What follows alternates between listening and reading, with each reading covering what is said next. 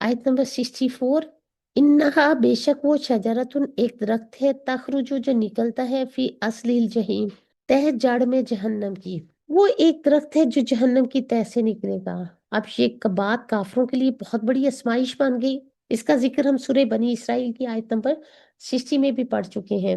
इसमें इनके लिए आजमाइश की वजह दरअसल इनकी अपनी सोच भी थी कि जहन्नम की आग के अंदर आखिर दरख्त कैसे उगेंगे।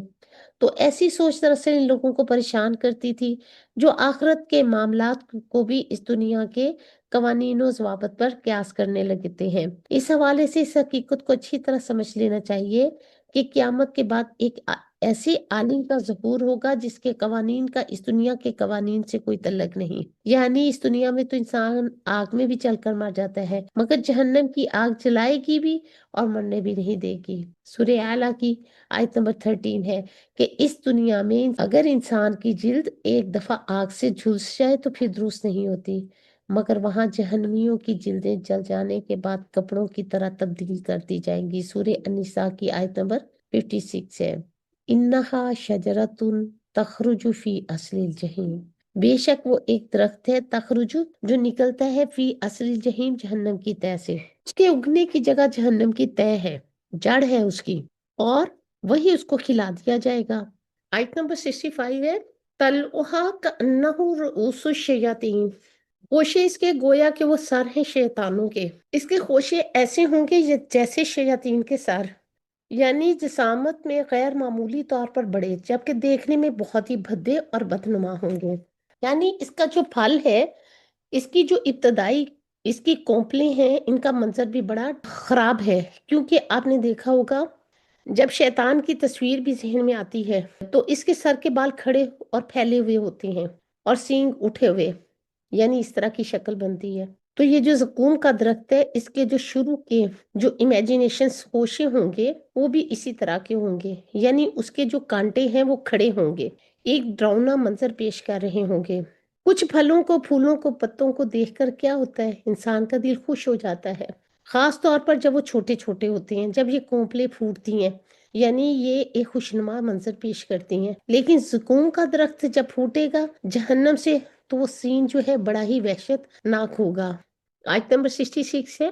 फ़इन्नहुम तो बेशक वो लआकिलूना अलबत्ता खाने वाले हैं, मिन्हा इससे, फमालिऊना फिर भरने वाले हैं, मिन्हा इससे, बतून पेटों को। फिर वो इसी में से खाएंगे, यानी अपने पेटों को इसी से भरेंगे। वैसे तो वो दरख्त ऐसा होगा कि कोई इसे देखने वाला पसंद नहीं करेगा, लेकिन अहले जहन्नम भूख की शिद्दत से मजबूर होकर इसी दरख्त को खाएंगे और इसी से अपने पेट को भरेंगे। फ़इन्नहुम लआकिलूना मिन्हा, बस बेशक अलबत्ता वो खाने वाले हैं इससे। कौन? अहले जहन्नम। किस चीज को? जकूम से। और कितना खाएंगे? फमालिऊना मिनहल बतून, अपने पेटों को भरने वाले हैं, क्योंकि इतनी शदीद भूख होगी, इनको खाने की तलब भी होगी लेकिन कुछ नहीं मिलेगा, तो फिर जकूम ही खा जाएंगे और फिर इतना खाएंगे कि पेट भर जाएंगे। फमालियूना मिल उनसे है, बर्तन को इतना भरना कि उससे ज्यादा मुमकिन ही ना हो। नेक्स्ट आयत को भी देख लेते हैं। आयत नंबर 67 है। सुम्मा फिर, इन्ना बेशक, लहुम उनके लिए, अलैहा इस पर, लशौबिम मिन हमीम अलबत्ता अमेज़श है खौलते पानी की। फिर इसके ऊपर इनके लिए गर्म पानी का अमेज़ा होगा।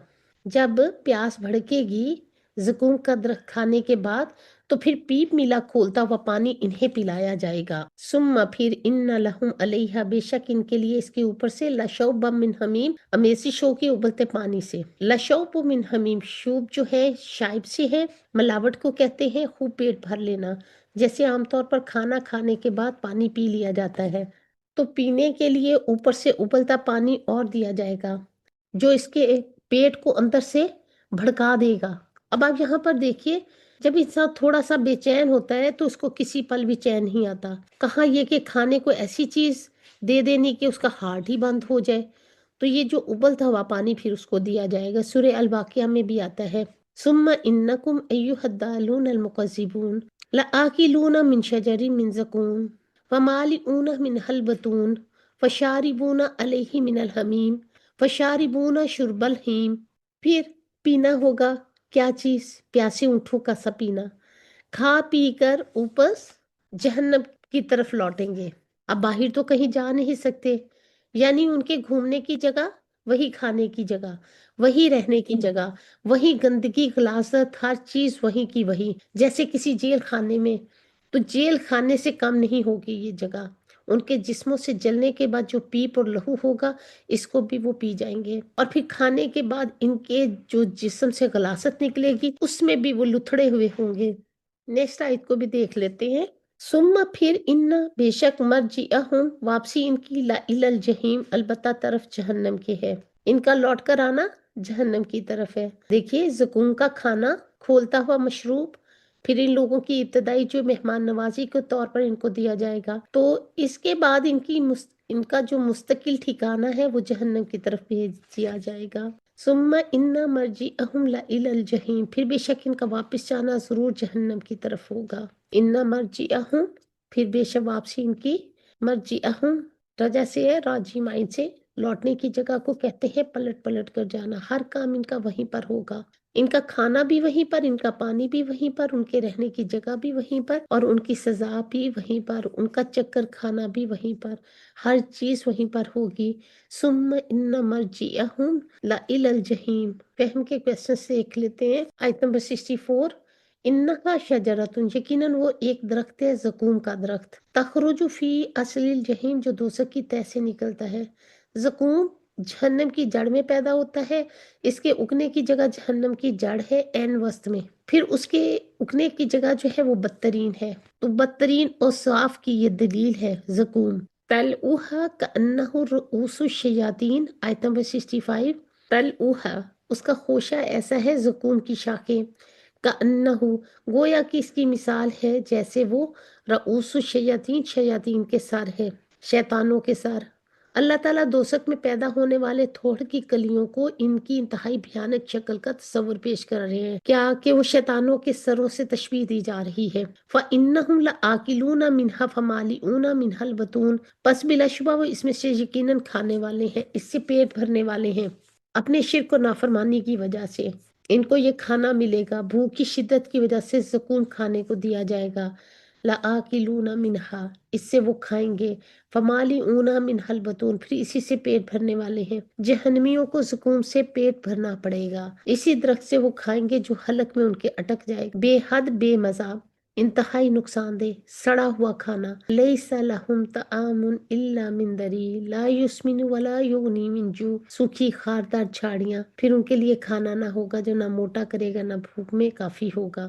ثم ان لہم علیہا لشوبا من حمیم، آیت نمبر 67 ہے، پھر یقیناً اس پر ان کے لیے جہنمیوں کو زقوم کھانے کے لیے دیا جائے گا، کھولتے ہوئے پانی کی امیزش بھی ہوگی، لشوب من حمیم، گرم سخت کھولتا ہوا پانی دیا جائے گا۔ سورہ محمد میں آتا ہے آیت نمبر 15 میں، مثل الجنت التی وعد المتقون فیہا انہار من ماء غیر آسن وانہار من لبن لم یتغیر طعمہ وانہار من خمر لذۃ للشاربین وانہار من عسل مصفى ولہم فیہا من کل ثمرات ومغفرۃ من ربہم کمن هو خالد فی النار وسقوا ماء حمیما فقطع امعاءہم، جنت کی مثال جس کا متقیوں سے وعدہ کیا گیا ہے، اس میں پانی کی نہریں ہیں جو بدلنے والا نہیں، دودھ کی نہریں ہیں جس کا مزہ تبدیل نہیں ہوگا، شراب کی نہریں ہیں جو پینے والوں کے لیے لذیذ ہے، اور خوب صاف کیے ہوئے شہد کی نہریں ہیں، اور ان کے لیے اس میں ہر طرح کے پھل ہیں، اور ان کے رب کی طرف سے بخشش ہے۔ کیا وہ اس کی طرح ہے جو آگ میں ہمیشہ رہنے والے ہیں؟ اور ان کو گرم کھولتا ہوا پانی پلایا جائے گا تو ان کی آنتیں ٹکڑے ٹکڑے کر کے رکھ دے گا۔ سورہ الکہف آیت نمبر 29 میں آتا ہے، اور آپ کہہ دیجئے تمہارے رب کی جناب سے یہی حق ہے، پھر جو چاہے سو وہ ایمان لے آئے، جو چاہے وہ سو کفر کرے، یقیناً ہم نے ظالموں کے لیے ایسی ہی آگ تیار کر رکھی ہے جس کی لپیٹیں انہیں گھیر لیں گی، اگر وہ پانی مانگیں گے تو انہیں پگھلے ہوئے تانبے جیسا پانی دیا جائے گا جو چہروں کو بھون دے گا، بڑا ہی برا مشروب ہے اور بہت ہی بری آرام گاہ ہے۔ اعوذ باللہ من الشیطان الرجیم، بسم اللہ الرحمن الرحیم۔ سورہ الصفات، پارہ نمبر 23، آیت نمبر 68۔ ثم پھر ان بے شک مرجعہم واپسی ان کی الی الجحیم البتہ طرف جہنم کے ہے۔ ثم پھر ان مرجعہم، بے شک واپسی ان کی، مرجعہم کہتے ہیں لوٹنے کی جگہ کو، پلٹ جانے کی جگہ کو، ہر کام ان کا وہیں پر ہوگا، ان کا یعنی کھانا پینا بھی وہاں پر ہوگا، پانی بھی ان کو وہیں سے ملے گا اور وہیں پر وہ نکالیں گے، یعنی ان کے رہنے کی جگہ بھی وہی ہے اور سزا بھی ان کی یہیں پر ہے، ہر چیز ان کی یہیں پر ہوگی۔ ثم ان مرجعہم الی الجحیم، پھر آخر کیا وجہ ہے، کیوں یہاں پر یہ پہنچے تھے؟ نیکسٹ آیت کو بھی دیکھ لیتے ہیں۔ انہم الفوا آباءہم ضالین، ان کی غلطی یہ تھی کہ انہوں نے اپنے باپ دادا کو گمراہ پایا تھا۔ الفو، لام فا واو سے ہے، کسی چیز کے آگے سے حجاب کو دور کرنا، اس کا ظاہر ہونا۔ الفا کا معنی ہوتا ہے کسی چیز کا علم میں آنا، کوئی چیز سامنے آ جانا، یعنی ان کے رول ماڈلز جو تھے وہ کون تھے جو ان کے سامنے آگے تھے؟ ان کے باپ دادا، اور یہ پھر انہی کو مثال بناتے تھے، انہی کو فالو کرتے تھے۔ وہ خود کون تھے؟ ان کے باپ دادا جو تھے وہ بھی ضالین تھے، بہکے ہوئے تھے۔ سورہ یاسین میں بھی ہم پڑھ چکے ہیں، تو سورہ یاسین کے شروع میں بھی آتا ہے، ایسے ہی سورہ اعراف اور سورہ الانعام میں بھی، لِتُنذِرَ قَوْمًا مَّا أُنذِرَ آبَاؤُهُمْ فَهُمْ غَافِلُونَ، باپ دادا کو کچھ خبر نہ تھی، لہٰذا یہ بھی باپ دادا کی محبت میں اندھا دھند ان کے پیچھے چلے جا رہے تھے۔ سورہ البقرہ میں بھی آتا ہے، قَالُوا بَلْ نَتَّبِعُ مَا أَلْفَيْنَا عَلَيْهِ آبَاءَنَا أَوَلَوْ كَانَ آبَاؤُهُمْ لَا يَعْقِلُونَ شَيْئًا وَلَا يَهْتَدُونَ، کہ ہم نے اپنے باپ دادا کو ایک طریقے پر پایا اور پھر ہم بھی انہی کے پیچھے چل پڑے۔ بہت سے لوگ ماں باپ کو، اپنی بزرگوں کی بہت زیادہ تعظیم میں یہ نہیں سوچتے ہیں کہ ماں باپ بھی غلط ہو سکتے ہیں۔ اب کسی کا ماں باپ ہونا یہ معنی نہیں رکھتا کہ ہر بات ان کی صحیح ہوگی۔ اب کیا کرنا ہے؟ آنکھیں بند کر کے ان کی پیروی کرتے چلے جانا ہے۔ دیکھنا کیا چاہیے ہمیشہ کہ دین کیا کہتا ہے، اللہ کی کتاب کیا کہتی ہے، اس کے رسول کا کیا کہنا ہے، اور ماں باپ کی پیروی بھی بس ان چیزوں میں جو اس کے مطابق ہوں۔ فَهُمْ عَلَىٰ آثَارِهِمْ يُهْرَعُونَ، آیت نمبر 70 ہے، تو وہ ان کے نقش قدم پر وہ دوڑائے جاتے ہیں۔ فَهُمْ عَلَىٰ آثَارِهِمْ يُهْرَعُونَ، لیکن پھر وہ ان کے آثار پر، ان کے قدموں کے نشانوں پر لپکے چلے جاتے ہیں۔ اب آثارہم کیا معنی اس کا؟ لپکنا، جذبات سے بے قابو ہو کر تیزی سے دوڑنا، بھاگنا، کیونکہ ماں باپ کے ساتھ ایک اٹیچمنٹ بھی ہوتی ہے، لیکن پھر وہ ان کے آثار پر، ان کے قدموں کے نشان پر لپکے چلے جاتے ہیں۔ آثارہم، آثار کہتے ہیں قدموں کو، نقش قدم کو۔ یہرعون، یہرعون لپکنا، جذبات سے بے قابو ہو کر تیزی سے دوڑنا، بھاگنا، ماں باپ کے ساتھ ایک اٹیچمنٹ بھی ہوتی ہے۔ تو یہ جو محبت ہوتی ہے اس میں ہم کیا کرتے ہیں، کبھی ماں باپ کی غلطیوں سے سیکھتے نہیں ہیں، بلکہ دیکھتے ہیں جو وہ کہتے ہیں ان آنکھیں بند کر کے سر تسلیم کر دیتے ہیں، ان کی بات کو مان لیتے ہیں۔ تو یہاں پر بھی یہی بتایا جا رہا ہے کہ انہوں نے اپنے باپ دادا کو غلط طریقے پر پایا اور یہ بھی آنکھیں بند کر کے سر تسلیم خم کر کے ان کے پیچھے اندھا دھند دوڑ پڑے۔ ان کے باپ دادا کیوں گمراہ تھے؟ وَلَقَدْ ضَلَّ قَبْلَهُمْ أَكْثَرُ الْأَوَّلِينَ، آیت نمبر 71 ہے، اور البتہ تحقیق بھٹک گئے ان سے قبل اکثر الاولین، بہت پہلے لوگ۔ وجہ یہ تھی کہ ان سے پہلے بھی بہت لوگ بھٹکے ہوئے تھے، تو پھر یہ جو گمراہی کا ایک چین چلی آ رہی تھی، ایک جنریشن بھٹکی ہوئی، اس نے اگلی کو بھی بھٹکا دیا، پھر اس نے اگلی کو، پھر اس نے اگلی کو، اور پھر اس نے بعد میں آنے والوں کو، یعنی یہ جو بڑوں کا سرکل تھا وہ چلتا رہا۔ وہ اپنے آپ کو اور اپنے آپ کو وَلَقَدْ ضَلَّ قَبْلَهُمْ أَكْثَرُ الْأَوَّلِينَ، البتہ تحقیق بھٹک گئے تھے ان سے پہلے، کن سے پہلے؟ آباء و اجداد سے پہلے، ان سے پہلے کے بھی لوگ۔ اکثر الاولین، اکثر کا مطلب اکثر، میجورٹی، اولین پہلوں کی۔ عام طور پر لوگ یہ کہتے ہیں نا، پہلا دور اچھا تھا، پہلے لوگ زیادہ اچھے تھے، اب زیادہ گمراہی ہے۔ بات یہ ہے کہ ہر دور میں شیطان جو ہے اپنا کام کرتا رہا ہے، تو یہاں پر بھی یہی بتایا جا رہا ہے کہ اکثریت ہمیشہ، جو میجورٹی ہے وہی بھٹکتی ہے۔ سورہ الانعام میں آتا ہے، اکثریت کے پیچھے جانے لوگوں کے تو اللہ کے راستے سے بھٹکا دیں گے تم کو۔ آنکھیں کھول کر رکھنا، اب آنکھیں بند کر کے ماں باپ کے پیچھے نہ چلنا، نہ ہی کسی اور کے پیچھے۔ ایسا نہیں ہے کہ اللہ نے ان کی ہدایت کا انتظام نہیں کیا ہے۔ ثم ان مرجعہم الی الجحیم، انہوں نے یہ سوچنے کی زحمت ہی گوارا نہیں کی کہ ان کے آباء و اجداد کیا کرتے چلے آ رہے ہیں؟ آیا کہ وہ درست ہے یا غلط ہے؟ جس راہ پر وہ چلتے تھے انہیں پر وہ دوڑنے لگے۔ کچھ بھی نہ دیکھا کہ ان کے پاس تو رسول آ چکے ہیں، انہوں نے ان کو بھی ٹھٹلا دیا، مخالفت پر اتر آئے۔ اکثر اقوام کی یہی روش رہی، ان کے انجام سے کچھ سبق حاصل کرنا چاہتے تو کر سکتے تھے، لیکن کفار کا کیا ہمیشہ سے اصول تھا کہ انبیاء کی لائی ہوئی شریعت کو جھٹلاتے تھے اور اپنے آباء و اجداد کے معیار کو حق سمجھتے تھے۔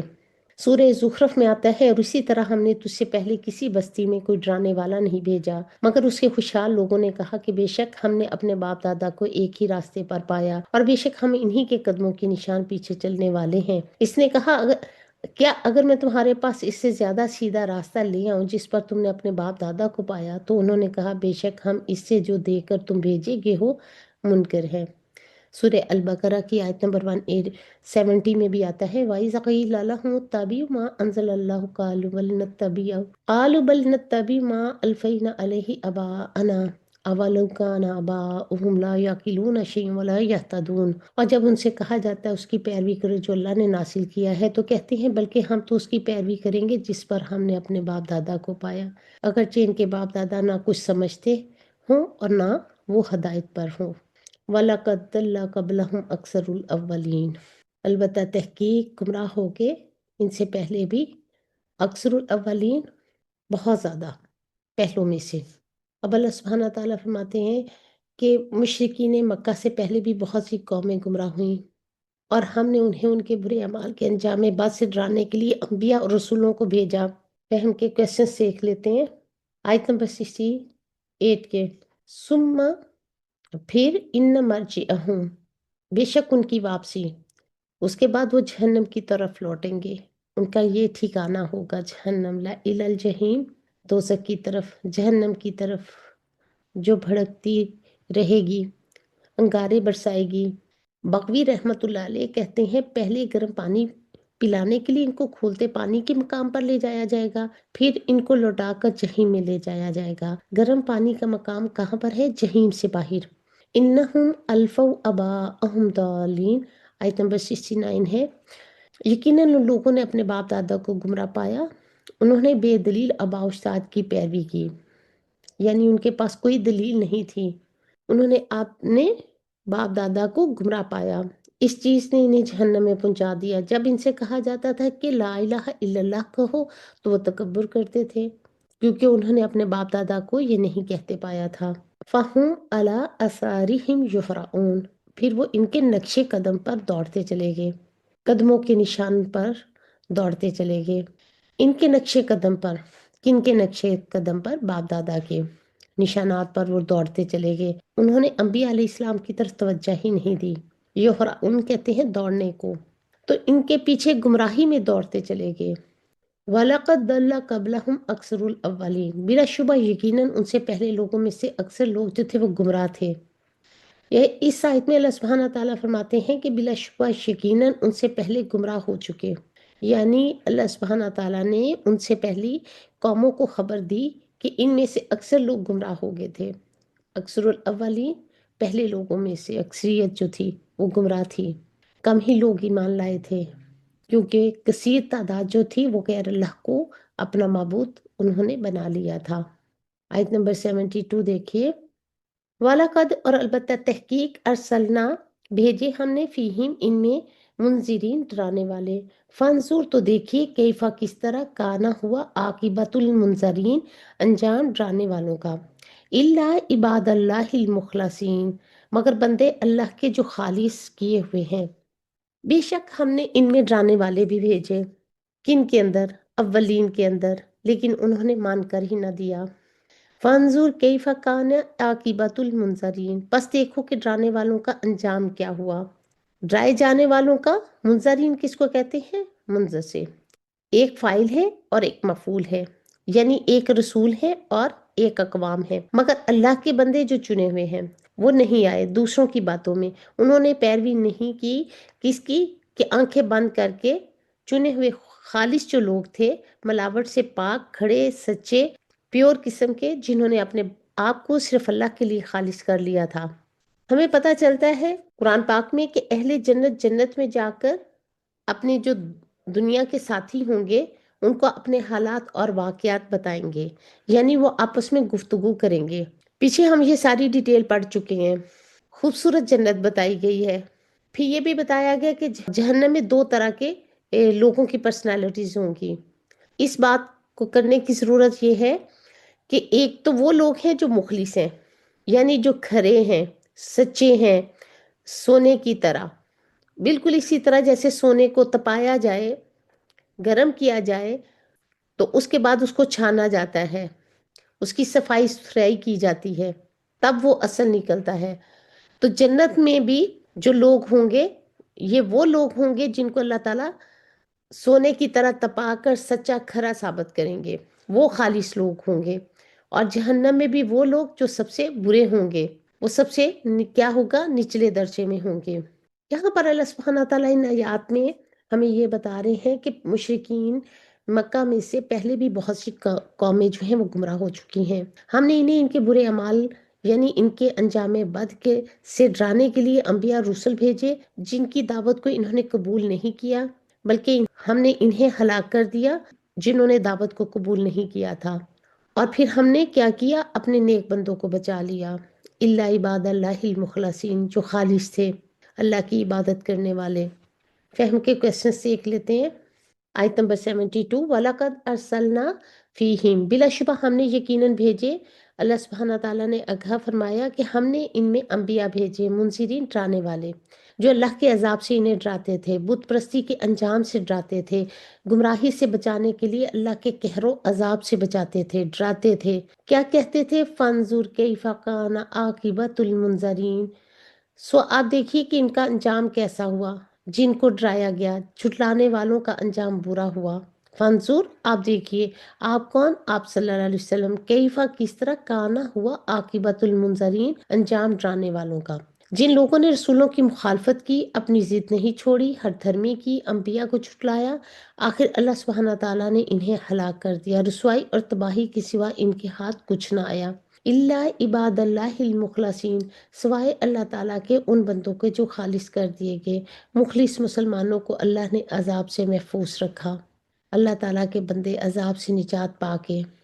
مخلصین جو خالص کر دیے گئے تھے، عقیدے کے اعتبار سے، اپنے اعمال کے اعتبار سے، اپنے دین کو اللہ تعالیٰ کے لیے جنہوں نے خالص کیا تھا، سوائے اللہ تعالیٰ کے برگزیدہ بندے جن کو اللہ تعالیٰ نے اخلاص کا حامل بنایا اور ان کو ان کے اخلاص کے سبب سے اپنی رحمت کے لیے مختص کر لیا، تب ان کا انجام کیا تھا، قابل ستائش ہوا۔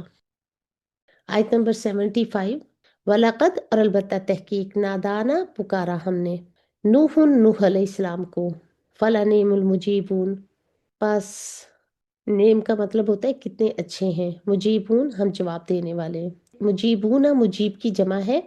نوح علیہ السلام نے ہمیں پکارا تو ہم نے ان کی پکار یعنی ان کی دعا کا کتنا اچھا جواب دیا، یعنی ہم نے ان کی دعا کو قبول کر لیا۔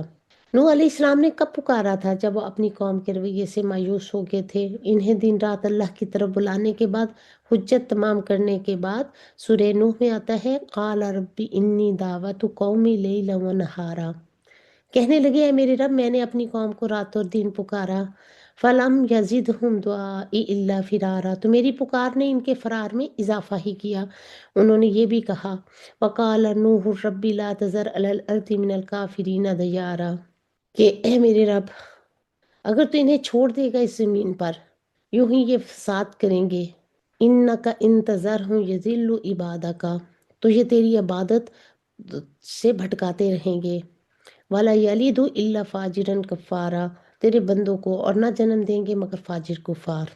اے میرے رب، اگر تو نے انہیں چھوڑ دیا اس زمین پر یوں ہی فساد کرنے کے لیے، تو یہ عبادت سے بھٹکاتے رہیں گے تیرے بندوں کو، اور نہ جنم دیں گے مگر فاجر اور کفار کو، نہ شکرے لوگوں کو، انکار کرنے والوں کو، یعنی آئندہ ان کی نسلیں بھی سیدھے راستے پر نہیں ہوں گی۔ تو اس ساری صورتحال میں جب انہوں نے اپنی قوم کو دن رات سمجھایا، اللہ کی طرف بلایا، قوم نے مان کر نہ دیا بلکہ سخت مخالفت کی، حتیٰ کہ آپ کی بیوی اور بیٹا بھی اس ماحول کے اثر سے متاثر ہو گئے۔ اس پر پھر انہوں نے دعا کی تھی، ربی انی مغلوب فانتصر، کہ میرے رب، میں مغلوب ہو گیا ہوں، تو میری مدد فرما۔ وقال نوح رب لا تذر علی الارض من الکافرین دیارا، اے میرے رب اس زمین پر کافروں کا کوئی گھر نہ چھوڑ۔ اور ان کی یہ دعا قبول کر لی گئی، سن لی گئی۔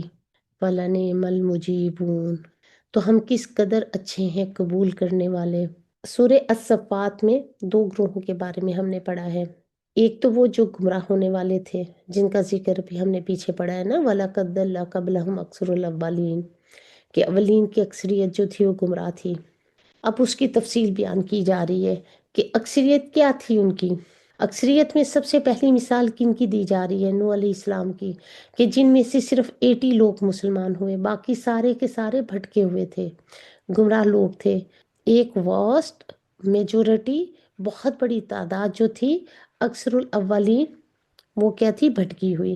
دوسرا گروہ کن لوگوں کا تھا؟ مخلصین کا، جن کو اللہ نے اپنے عبادت کے لیے چن لیا تھا، جو ان کے نمائندے تھے نوح علیہ السلام، جنہوں نے توحید کا پیغام آخری دم تک اپنی قوم کو پہنچایا تھا۔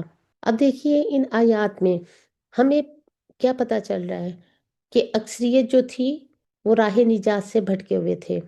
ان میں سب سے پہلی بات جو کی گئی ہے وہ نوح علیہ السلام کا ذکر ہے۔ اس سلسلے میں سب سے پہلا ذکر کس کا کیا جا رہا ہے؟ نوح علیہ السلام کا، کہ ان کی قوم نے ان کی تکذیب کی اور طویل مدت تک دعوت دینے کے باوجود ان میں سے بہت تھوڑے لوگ ایمان لائے۔ یعنی نوح علیہ السلام نے 950 سال تک تبلیغ کی، اور جب ان کی مخالفت طویل اور تکذیب بہت شدید ہو گئی تو پھر ہم نے ان کی دعا کو قبول کر لیا، اس لیے کہ ہمارے علاوہ کوئی کسی پریشان حال کی پکار کو نہیں سن سکتا، اور انہیں ان کے خاندان والوں کو، ان کی بیوی اور بیٹے کنعان کی سوا طوفان عظیم سے بچا لیا، ان کی نسلوں کو دنیا میں باقی رکھا۔ چنانچہ قوم نوح کی ہلاکت کے بعد دوبارہ پوری دنیا نوح کے 3 بیٹوں یعنی سام، حام اور یافت کی اولاد سے آباد ہوئی۔ اب نوح علیہ السلام کی دعا کو تو اللہ سبحانہ تعالیٰ نے قبول فرما لیا۔ اللہ سبحانہ تعالیٰ سورہ القمر آیت نمبر 9 اور 10 میں فرماتے ہیں کذبت قبلہم قوم نوح فکذبوا عبدنا وقالوا مجنون وازدجر فدعا ربہ انی مغلوب فانتصر۔ ان سے پہلے نوح کی قوم نے جھٹلایا تو انہوں نے ہمارے بندے کو جھٹلایا، اور انہوں نے کہا کہ دیوانہ ہے اور جھڑک دیا، تو اس نے اپنے رب کو پکارا، بے شک میں مغلوب ہوں۔ نوح علیہ السلام کی دعا کا ذکر کرتے ہوئے اللہ سبحانہ تعالیٰ فرماتے ہیں سورہ نوح میں آیت نمبر 66 سے 68 تک، نوح علیہ السلام نے کہا اے میرے رب، زمین پر ان کافروں میں سے کوئی رہنے والا نہ چھوڑ، بے شک تو اگر انہیں چھوڑے رکھے گا تو وہ تیرے بندوں کو گمراہ کریں گے اور کسی نافرمان سخت منکر کے سوا کسی کو نہیں جنیں گے۔ اے میرے رب مجھے بخش دے، میرے ماں باپ کو اور اس کو جو مومن بن کر تیرے گھر میں داخل ہو، اور ایمان والے مردوں اور ایمان والی عورتوں کو، اور ظالموں کو ہلاکت کے سوا کسی چیز میں نہ بڑھا۔ فہم کے کوشچن دیکھتے ہیں۔ آیت نمبر 75، وَلَقَدْ نَادَانَا نوح، اور نوح علیہ السلام نے ہمیں پکارا۔